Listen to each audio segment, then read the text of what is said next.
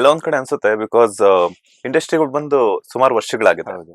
So ಎಲ್ರು ಕೆಲವೊಬ್ಬರೆಲ್ಲಾನು ಒಂದ್ 2-3 ಸಿನಿಮಾಗಳು ಬ್ಯಾಕ್ ಟು ಬ್ಯಾಕ್ ಹಿಟ್ ಆಗಿದ ತಕ್ಷಣ ನಮ್ಗಳಿಗೆ ಅನ್ಸ್ತಾ ಇರುತ್ತೆ ನಾವ್ ಇಷ್ಟು ವರ್ಷಗಳಿಂದ ಇದಾರೆ, ತಂದೆ ಕಾಲದಿಂದ ಇದಾರೆ. ಎಲ್ಲೋ ಒಂದ್ ಕಡೆ ನಮ್ಗಳಿಗೂ ಲಕ್ ಅನ್ನೋದು ಮ್ಯಾಟರ್ ಆಗುತ್ತಾ, ಅಥವಾ ಪರಿಶ್ರಮ ನಾವ್ ಎಷ್ಟೇ ಪರಿಶ್ರಮ ಹಾಕಿದ್ರು ಕೂಡ ಎಲ್ಲೋ 1%, 99% ಹಾರ್ಡ್ ವರ್ಕ್ ಇದ್ರೂ ಕೂಡ 1% ಲಕ್ ಅನ್ನೋದು ಮ್ಯಾಟರ್ ಆಗುತ್ತೆ. Yeah.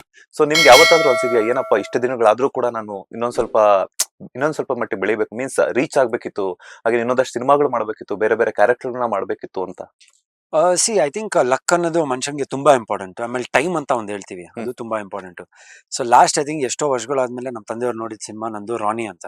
ಸೊ ತುಂಬಾ ಒಂದು ಅವ್ರು ಇಷ್ಟಪಡ್ತಾರೆ, is a very good critic, direct ಆಗಿ ಹೇಳ್ಬಿಡ್ತಾರೆ. ಮನೇಲಿ ಎಲ್ಲರೂ ಬಂದು ನೋಡಿದ್ರು.